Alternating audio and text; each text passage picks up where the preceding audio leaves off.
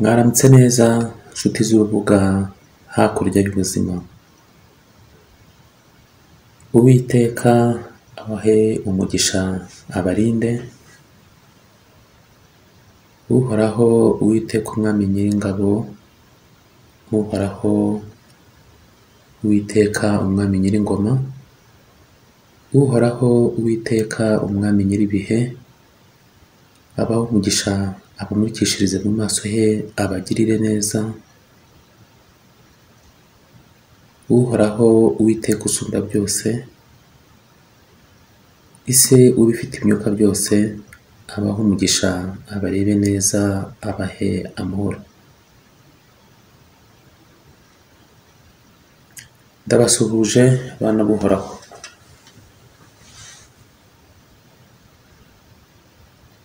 Uhoraho abaho umugisha nk'uko namwe mumutegereza.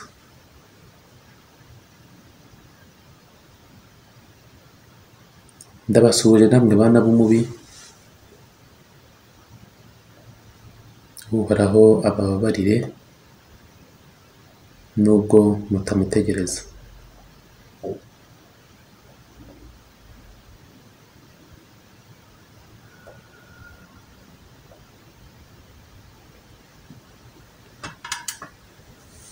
Bana b'Uhoraho, tumaze igihe tuganira kuri uru rubuga,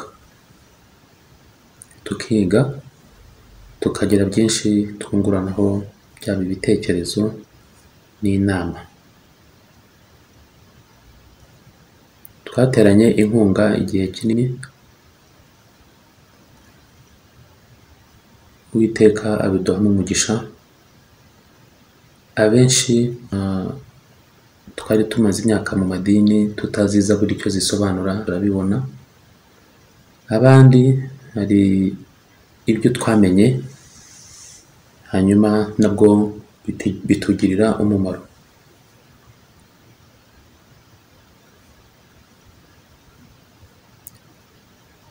Bana b'Uhoraho,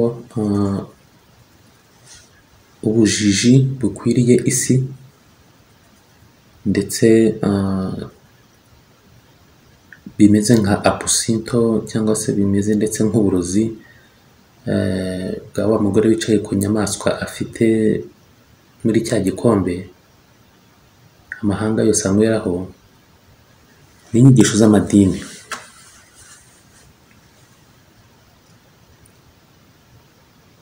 Twabonye ko ntabwo bishoboka ko habaho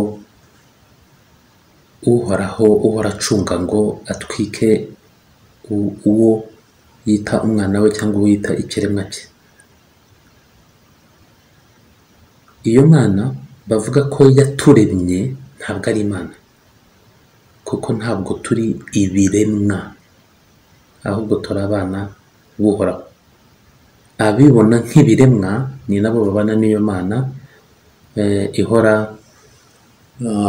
ishaka kurimbura uwo yaremye, imucunga, yandika, yenyegeje umuriro uri hariya n'amazuku ngo izamutwike. Iyo ni Imana y'amadini. Uhoraho ukuri umwe ushobora byose, urukundo ruhoraho, urukundo ruzima rusumba byose, ntabwo ari uwo nguwo bigisha.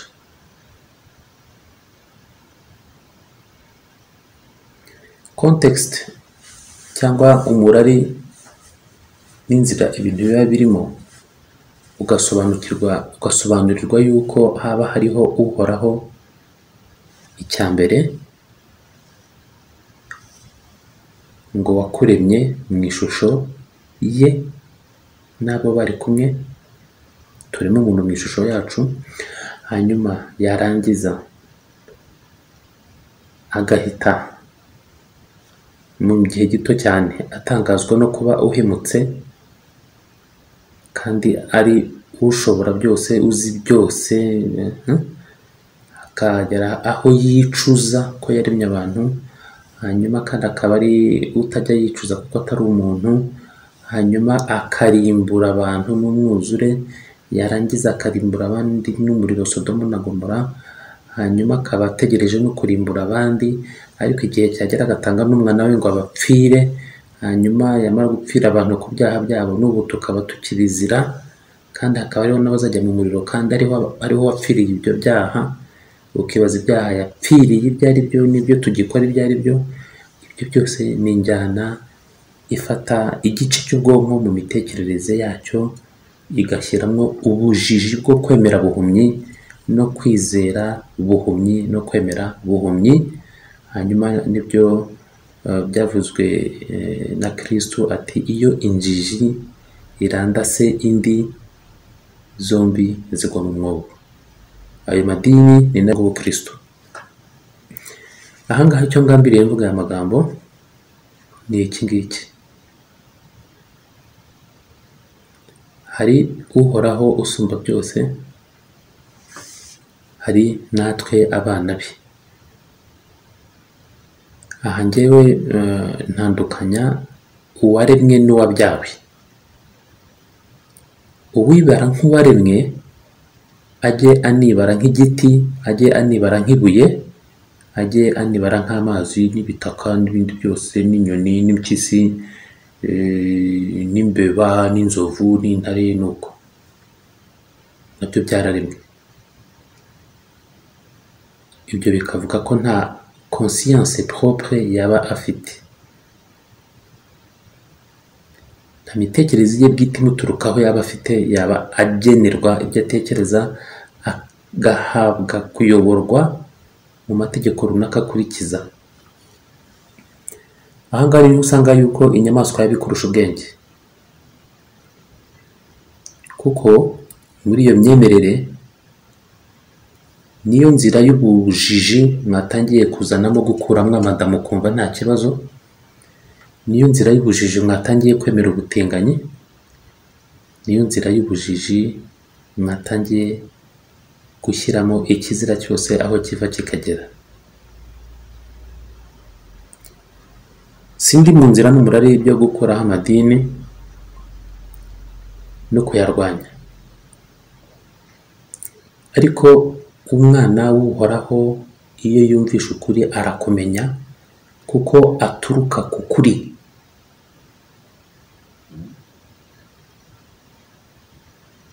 Inyigisho z'amadini n'iz'isi,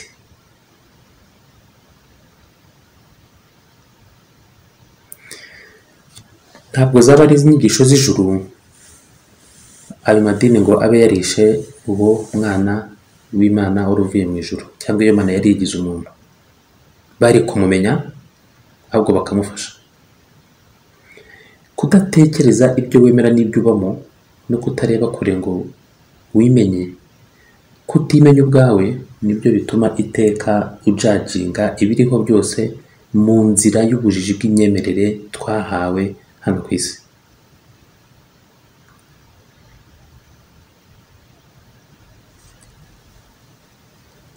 Imana twahawe n'amadini niyo yatumye, ni nayo nzira baciyemo baza kutwigisha iyo Mana, batwigisha n'amoko, hanyuma turamarana. Niyo mpamvu igihe kigera abagomba kwicwa byagera igihe ko bicwa, bamwe bagahungira mu biriziya no mu misigiti nahe bakicwa, ndetse n'abarimo bambaye ayo makanzu bagafatanya n'ababica kubica. Niyo mpamvu imitekerereze yacu tuyipimira ku mazuru, kuko tutareba kure harenze izuru ryacu. Twahawe imitekerereze igennye, icyo bita conditionnement morale. Ibintu byacu, ibintu bya muntu biri conditione. Ugomba gutekereza gutya, ugomba kugira idini ubamo, ugomba. Ariko se wowe ubwawe icyawe wahisemo ugomba kuba cyo, ugomba kubamo n'iki? Nutaba muri wowe ngo wimenye, uzamenya ibigukikije kandi uzayoborwa buhumyi, kandi ari ukuyoboye ari nawe ubwawe uzagwa mu mwobo. aha ngaha mboneyeho kubabwira ngo twa dufaranga mujya mubika nimuguremo utwo kurya musangire n'abatabifite, kandi imbuto zanyu zigaragare ko muri abana b'Uhoraho. Hanyuma abaremwe n'Uhoraho nabo banatinya iyo Mana itwika, nabo bakomeza inzira yabo mu madini yabo no mu bindi. Ariko igihe kirageze kugira ngo Banyarwanda musenge, bavandimwe ndabinginze, musenge, musenge, musenge. Banyarwanda musenge, musenge, musenge. Uru rubuga naruvugiyeho igihe kinini ko nta politiki ibamo, ni nayo mpamvu no kuri Telegram yigishirizaho, no muri groupe ya 777 iya mbere n'iya kabiri, uzanye ibya politiki uwo ntabwo murebera izuba, mukuramo nta n'ikindi gisobanuro, kuko politiki ni umwanda, utabibona si uwanjye. Ariko ikindi nshaka kuvuga,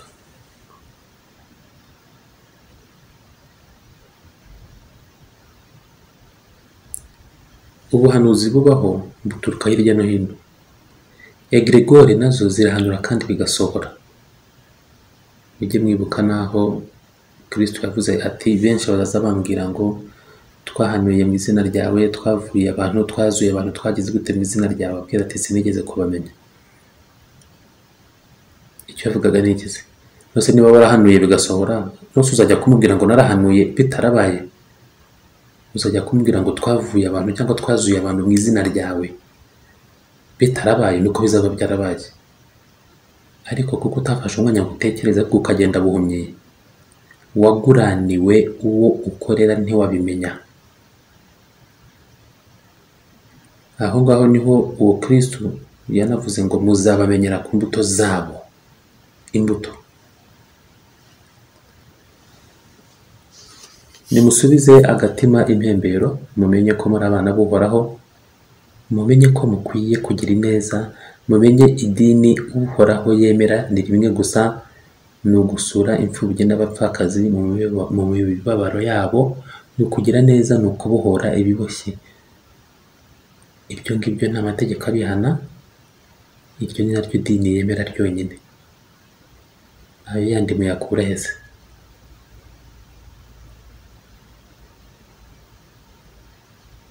Umuntu ahagara imbere y'abantu akavuga yuko Yesu yatanze isengesho bagomba gusenga, kandi ko yavuze ati nimusenga ntimukavuga amagambo muyasubiramo hato na hato nk'uko abapagani babigira. Aho ngaho warangiza ugatangira kudodobekanya amagambo ukimara no kubisoma.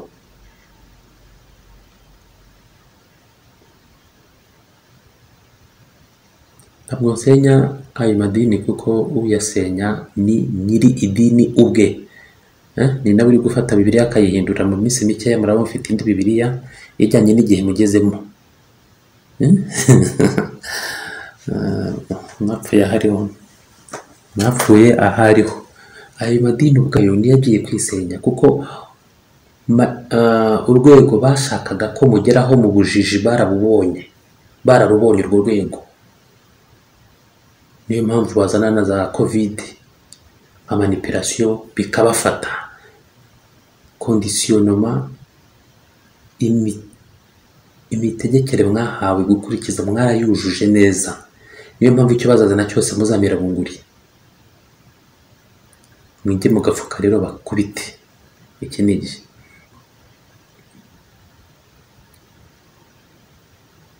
Mu gihe rero abazanye amadini babona ko imitekerereze yanyu bamaze kuyifata, ya madini bagiye kuyakuraho. Musigare munagana, mudigadiga, munyeganyega, muhungabana, ubwihebe bube bwinshi. Bazane indwara y'icyorezo bakubite hariya, bazane inshinge bashyire hariya, mwirukange mu bukingirwe. Hanyuma nyuma y'igihe gitoya mugenzi wawe azajya agwa aho ngaho ubireba, utakibashije kubyescapinga ngo ubihunge, aho niho uzamenya yuko imitekerereze yawe ntayo wigeze ugira, ngo watekererejwe ukaba urundutse ubayeho nk'utarahageze, ukaba wariho utariho. Mu murari w'inyigisho tumazemo iminsi twarebye ibyatsi cyangwa se n'ibimera bivura. Uyu munsi tugiye kureba icyatsi cyiza cyane cyitwa origan. Origan ubundi niyo yitwa marjolaine sauvage. Marjolaine ni nayo yitwa marjoram mu cyongereza. Iyi marjoram cyangwa origan ni icyatsi gikunda kumera gifata ku butaka, ubundi bayita plante couvre-sol cyangwa ikitwa Origanum vulgare mu kilatini.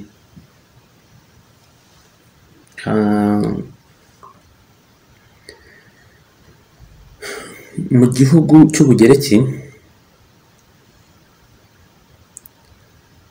iki cyatsi, iki kimera nicyo bakoresha mu birungo cya mbere.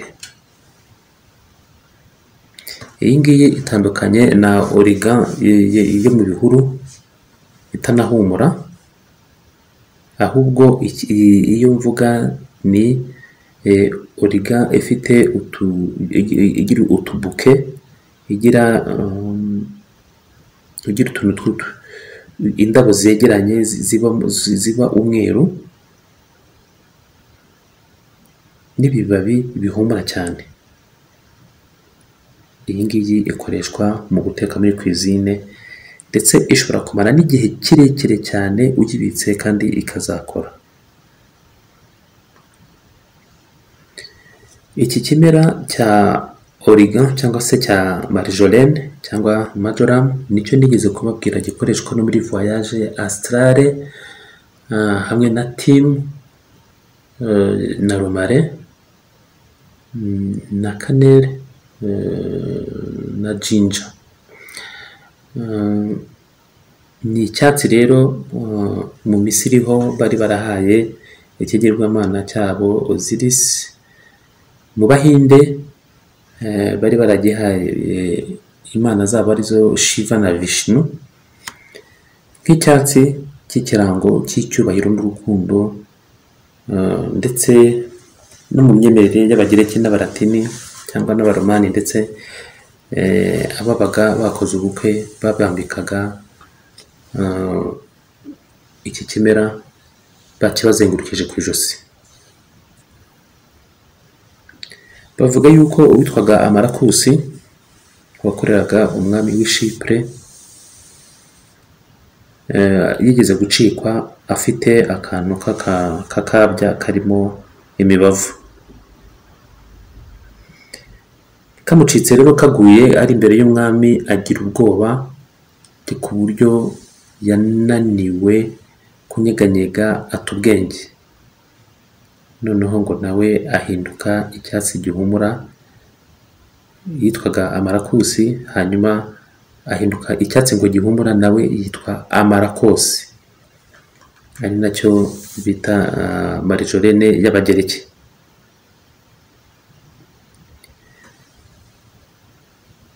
Ahangaha niho Abahinde bo ubwabo bavana akamenyero ko gutera iki cyatsi ku mva z'abantu babo,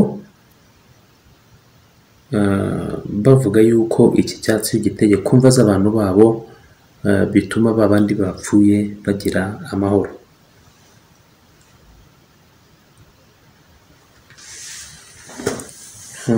Umutambagiro wo ku itariki 15 z'ukwa munani, indabo za origan bavuga yuko zirinda indwara, hanyuma iyo bazijugunye mu muriro bakavuga yuko zirinda imvura itunguranye ndetse irimo n'imirabyo. Ahangaha niho bavuga yuko origan ari bayita fleur de Notre Dame cyangwa se herbe de tonnerre. Hanyuma mu myemerere y'Abadage ndetse n'abagenzi babo b'Abongereza hakurya, Origan iyo iri mu busitani bwawe bavuga ko ikurindira urugo mu buryo bukomeye. Ikindi, iki kimera cyagiye gikoreshwa muri za rituweli z'urukundo. Aha ngaha bakavuga yuko bagiteka nk'ikirungo ukayiha umuntu wifuzaga yuko mwakundana, mukabisangira, atari ukuvuga ngo urabimuha uramuroga. Aha ngaha nagira ngo mubwire yuko bavandimwe, kuroga no gukora rituweli bitandukanye, gusa imyumvire ifunganye n'ubujiji tugezemo biturimo, abenshi duca imanza tuvuga yuko izi rituweli ari ukuroga. Aha bigaragara yuko nyine twariye byinshi, bigaragaza n'ikigero cy'ubujiji dufite. Ariko rituweli, niba ukoze rituweli hanyuma wari warabuze akazi ukakabona, situasiyo yawe igahinduka, nta myuka mibi uhamagaye, utemeye buhumyi, ugakwamira mu idini bakarya ibyawe ngo hahirwa abakennye ku mutima, ukaba iyo ngiyo uri mu murambo w'imyemerere, uri umurambo ubwawo, uri aho ngaho mu myemerere no mu myizerere, wicaye ku mirambo y'amasezerano itazasohora. Aha ngaha birangira ari umunuko uteranye n'undi.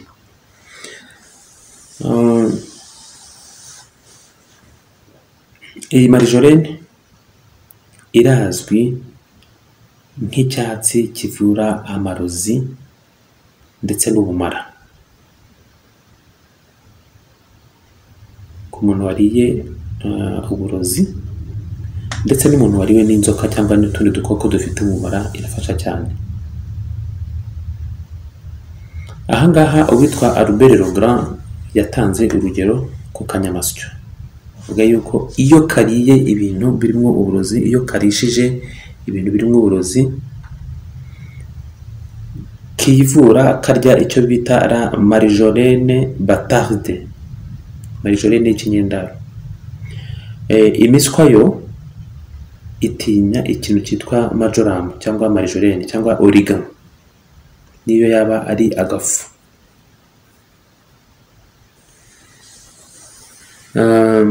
Abantu bo abenshi bemera yuko gukanagira marijorene urimo ugenda bituma utekereza neza. Abafite ikibazo cy'imitekerereze iyo bayikandagiyeho nabo ngo imitekerereze yabo ihinduka mizima. Abandi bazayihunga kubera yuko yirukana babandi baza gutereta by'ubusambanyi.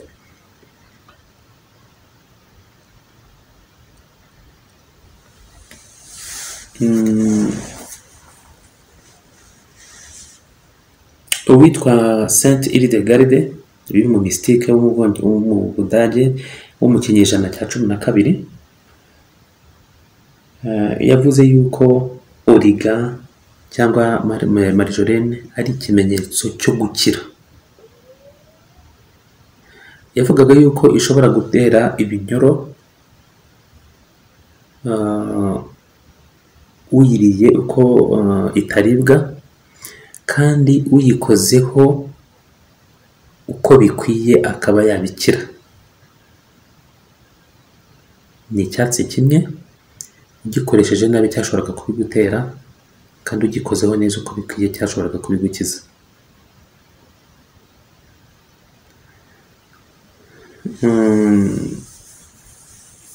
Hari rituweli bakoraga yo kuzana umuvinyo, bakazana poivre cyangwa pepa, bakazana n'umunyu, bakabishyira imbere y'icyo cyatsi, bakavuga bati adieu monsieur Mandra, moi j'ai la fièvre, tu ne l'as pas. J'amène ici du poivre, du vin et du sel. Prends la fièvre, je m'en vais. Aha ni umutongero, ni za mbaraga tugomba kugira zo kuvuga ikintu tukakireba ngo Mandras, ngewe ngusezeyeho, dore mfite umuriro, wowe ntawe ufite. nzanye poivre ni urusenda, nzanye umuvinyo, nzanye n'umunyu, mfata umuriro nari mfite njyewe ndagiye.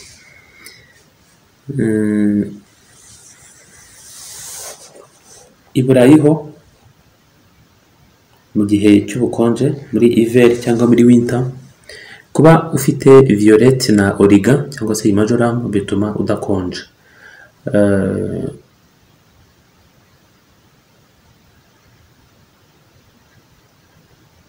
Albert Rogara nanone yavugaga yuko ushobora kuyikoresha muri rituel igakora ibintu birebire cyane. Hano babyitaga ngo faire danser une fille en chemise, nuko kubyinisha umukobwa akibyuka cyangwa ya myenda y'ijoro. Bavuga bati fata marjolaine sauvage, marjolaine cyangwa se iyo origan, ufate nyine iyo franche marjolaine, ufate thym sauvage, verveine, ufate ibibabi bya myrrhe n'ibibabi bitatu bya noyer n'ibibabi bitatu bya souche de fenouil, hanyuma byose ube wabisoromye umunsi umwe mbere y'umunsi mukuru wa Saint Jean kandi izuba ritararasa. Hanyuma ugende ubishyire ahantu mu gicucu, byumire mu gicucu, ubihindure agafu, no kubyanika nyine warangiza ukabisya. Hanyuma ugende ubiyungurure, hanyuma noneho uze kujya aho umukobwa ukunda ubinage mu kirere ku buryo abihumeka ati rwose azagukunda uwo mwanya. Ariko ibingibi si byo turimo, baba bashaka kuvuga uburyo ikundwa cyane.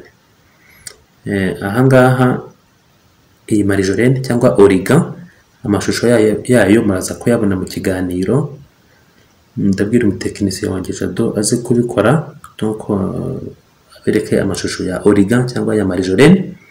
Hanyuma noneho murasanga munayizi nk'icyatsi gikunda kuba ku butaka, gikunda gutwikira ubutaka cyane, kandi kirahumura cyane.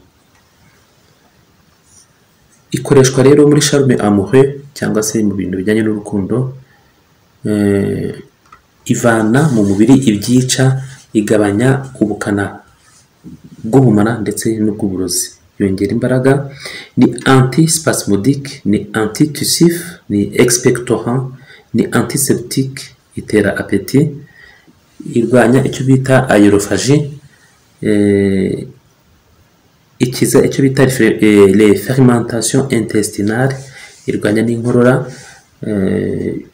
Fermentation intestinale ni kwa gufunga kw'amara harimo ibintu byahezemo, ndetse igatera imbaraga zo kurya abatajya bagira apeti. Abavuzi bo mu cyaro bajyaga bavura icyitwa torticolis ndetse no kubabazwa na rubagimpande bakoresheje marjoram.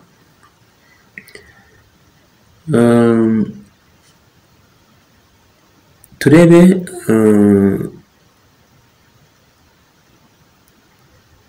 propriété médicinale. Ni ibiki ifite bikoreshwa kwa muganga? Iki kimera ni antispasmodique, nawe uvura ukoresheje medicine alternative energetique cyangwa n'ibindi, wayikoresha nka antispasmodique, donc ikavura za spasme, ikaba ari na incaruma, donc ituma umuntu ubasha no gusinzira, ariko ni un expectorant, donc inafungura imyanya y'ubuhumekero.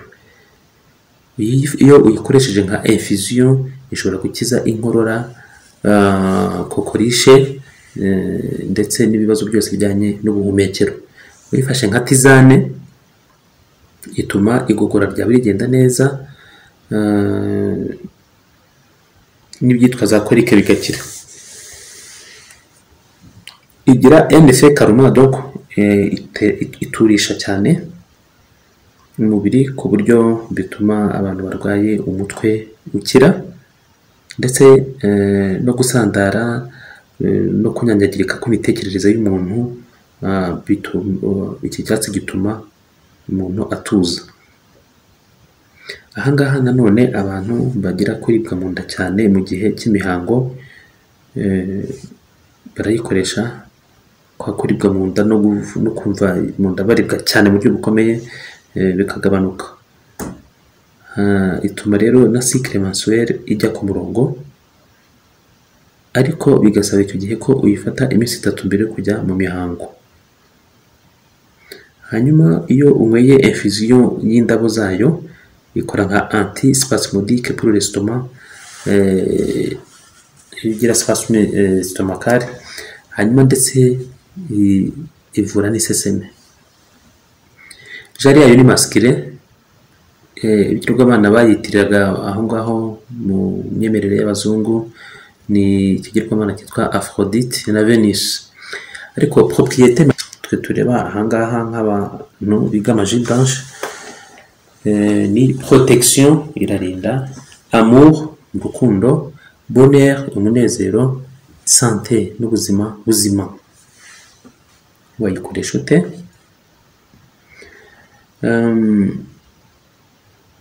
Mu marijorene ikoreshwa iri mu dusashe cyangwa se nka tarizima kugira ngo ikurure urukundo rw'uwawe warutangiye kukuvaho. Ikindi, iki cyatsi gifite kapasite yo kongerera ibindi byatsi imbaraga. Urugero, niba hari rituel ugiye gukora ukaba ufite icyatsi runaka ariko ari gikeya wari ukeneye cyinshi, niwongeramo majoramu cya cyatsi ufite en petite quantité cyangwa se cya cyatsi ufite gikeya wari ukeneye cyinshi, kiraza gukora mu buryo buri hejuru kuko washyizemo ka poudre ka majoramu cyangwa ka marijorene. Inakoreshwa nyine mu birungo.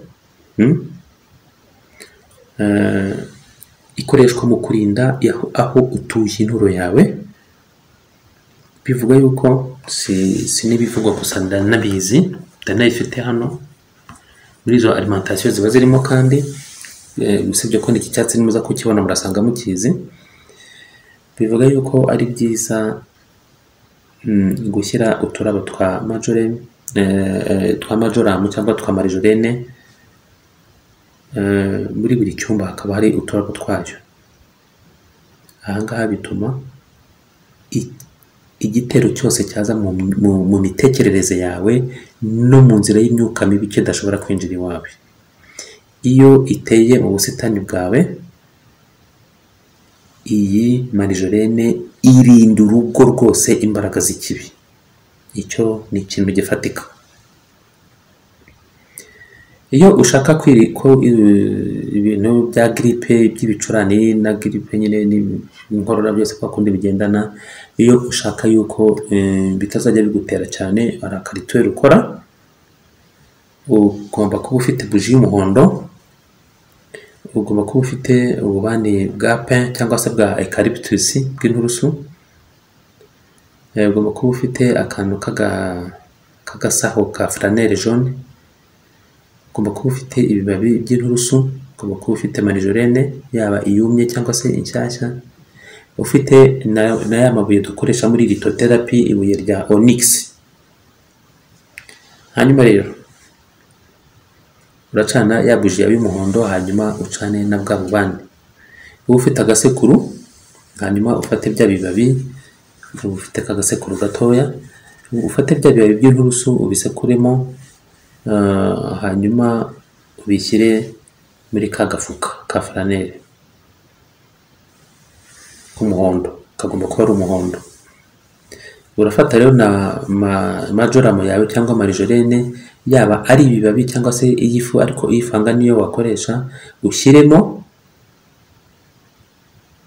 Ariko mu kuyifata urayifata uvuga uti Marjolaine, éloigne le mal de moi,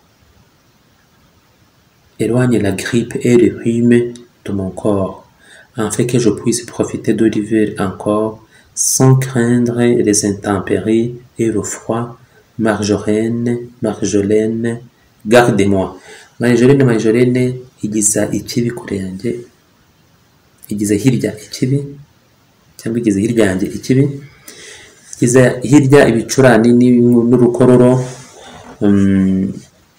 kugira ngo mbashe guprofita iki gihe cy'ubukonje, mbashe kubyaza umusaruro iki gihe cy'ubukonje ntafite ubwoba bw'ibihe bibi n'ubukonje. Marijorene undinde. Urafata ka gafu rero nyine ka majoramu ugashyira muri ako gafuka, ushyiremo rya buye rya onyx, nurangiza ufunge. Hanyuma ako kantu wajya ukagendana mu mufuka cyangwa se ukambura ku ijosi muri cya gihe cy'ubukonje bwose, kikarangira nta kibazo ufite. Hari akantu muri literature nagaryaga, hari agapoeme gatoya kavuga ku bintu by'ibimera, ariko kanditswe n'uwitwa Robert Denon yahimbye iki gisigo kigufiya cyitwa La Marjolaine et la Verveine. Ni mu 1952 mu byo yise Chante Fable et Chante Fleur. Nagakundaga cyane kavugaga ngo La Marjolaine et la Verveine, la Marjolaine et la Verlaine, la Verjolaine et la Marveine, chez Catherine ma marraine, on fait solide de Marjolaine et de Verveine. Ntabwo ndibisobanure, sinabona aho mbihera, ndabyumva muri nge, mbitanze uko mbyumva aho mu kinyarwanda mwibwiriwe. Ngiyo origan, nicyo ngicyo imara. Tubonye yuko muri magie blanche tuzayikenera cyane muri rituel zijyanye n'ibintu bya protection, uburinzi, urukundo, umunezero w'ababana ndetse n'ubuzima bwiza. Twabonye kandi ko ikiza amarozi umuntu yariye, ndetse iragombozwa ubumara bw'inzoka. Ngayo nguko bana buhoraho, Marijorene ni nziza no ku bintu bya voyage astral. Marijorene no mu biryo ni nziza. Uhoraho abayobore.